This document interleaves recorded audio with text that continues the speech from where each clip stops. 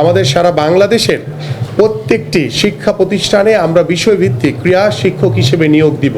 যদিও প্রথম পর্যায়ে আমরা এটি প্রত্যেকটি শিক্ষা প্রতিষ্ঠানে আমাদের পক্ষে দেওয়া সম্ভব হবে না, কারণ আমাদের প্রায় বাংলাদেশের সকল মাধ্যমিক থেকে শুরু করে প্রাইমারি, উচ্চ মাধ্যমিক এবং আমাদের যে কারিগরি শিক্ষা রয়েছে, মাদ্রাসা শিক্ষা রয়েছে, বিভিন্ন সেক্টর মিলে প্রায় 1,48,000-এর উপরে আমাদের প্রতিষ্ঠান রয়েছে। সেইখানে যদি আমরা 5টি খেলাকে বাধ্যতামূলক করি, সেই বাধ্যতামূলক করতে গিয়ে দেখা যাবে যে আমাদের প্রায় 7.5 লাখের উপরে আমাদের ক্রীড়া শিক্ষক নিয়োগ দিতে হয়। বাট এই পর্যায়ে আমাদের এত ক্রীড়া শিক্ষক বাংলাদেশে নাই। যেহেতু আমি অগ্রাধিকার দিব হচ্ছে আমাদের খেলোয়াড়দেরকে, যারা স্পোর্টস ব্যাকগ্রাউন্ডের, তাদেরকে আমরা অগ্রাধিকার দিয়ে করতে চাই। সেই কারণে আমাদের যে পরিকল্পনাটি রয়েছে, আমরা সারা বাংলাদেশের 495টি উপজেলায় রয়েছে, প্রত্যেকটি উপজেলায় আমরা একজন ক্রীড়া অফিসার নিয়োগ দিব। পাশাপাশি প্রত্যেকটা উপজেলায় আমরা যেহেতু 5টি ইভেন্টকে বাধ্যতামূলক করতে যাচ্ছি, সেখানে প্রত্যেকটি ইভেন্টের জন্য আমরা 3 জন করে ক্রীড়া শিক্ষক নিয়োগ দিব।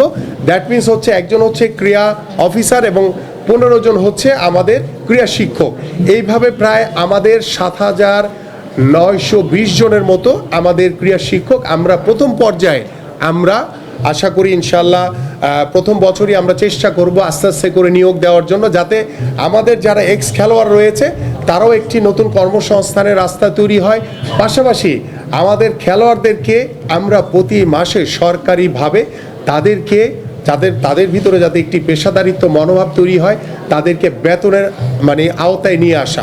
এবং ইতিমধ্যে সেটি আমরা আগে থেকে আমাদের পরিকল্পনা রয়েছে। আমরা ক্রিকেট, ফুটবল থেকে শুরু করে আমাদের প্রত্যেকটি ফেডারেশনে যারা ন্যাশনাল প্লেয়ার রয়েছে, যারা প্রতি বছর এটা চেঞ্জ হতে পারে, যারা ন্যাশনাল টিমে থাকবে তাদেরকে সরকারিভাবে তাদেরকে বেতন কাঠামোর ভিতরে নিয়ে আসা, এই হচ্ছে আমাদের মোটামুটি একটি পরিকল্পনা।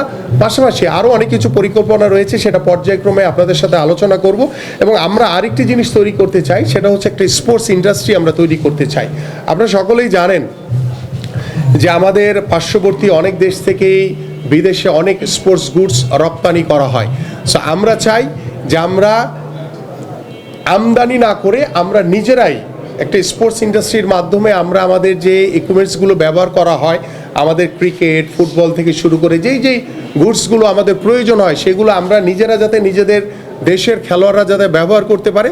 পাশাপাশি আমরা চেষ্টা করব সেগুলোকে রপ্তানিও করার জন্য, যাতে আমরা আন্তর্জাতিক মানের একটি স্পোর্টস ইন্ডাস্ট্রি তৈরি করার মাধ্যমে আমরা যাতে আমাদের যে বৈদেশিক যে মুদ্রা, সেটাও যাতে আমরা আয় করতে পারি। এইভাবেই আমাদের একটি পরিকল্পনা রয়েছে। পাশাপাশি আমি স্পেসিফিকভাবে আমাদের ক্রীড়া সাংবাদিকদের সাথে আগামী আমরা হয়তো বা এই সপ্তাহে হয়তো বা সম্ভব হবে না, কারণ আগামী 2 দিন আমাদের একটি বিজি কর্মসূচি রয়েছে। আমি নেক্সট উইকেই আমাদের সকল ক্রীড়া সাংবাদিকদের সাথে বসবো, সবার আগে বসে আপনাদের মধ্য থেকে পরামর্শ নিয়ে আলোচনার মাধ্যমে কিভাবে আমরা এগোতে পারি।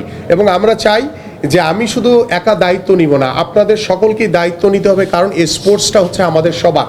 এবং সেই স্পোর্টসে যদি আপনারা সবাই আমাকে সহযোগিতা করেন, আমি দৃঢ় বিশ্বাস করি যে আপনারা আমার সহকর্মী হিসেবে কাজ করবেন। সেখানে পক্ষ বিপক্ষ নয়, আমরা সকলে মিলে আমরা একটি আগামীর সুন্দর একটি স্পোর্টস, একটি ক্রীড়াঙ্গন গড়তে চাই, যে ক্রীড়াঙ্গনের মাধ্যমে, যেটি আমি বিগত সময় বলে এসেছি যে আমাদের রাজনৈতিক যে গুণগত পরিবর্তন আনা দরকার, আমি বিশ্বাস করি ক্রীড়াঙ্গন হবে অন্যতম একটি মাধ্যম।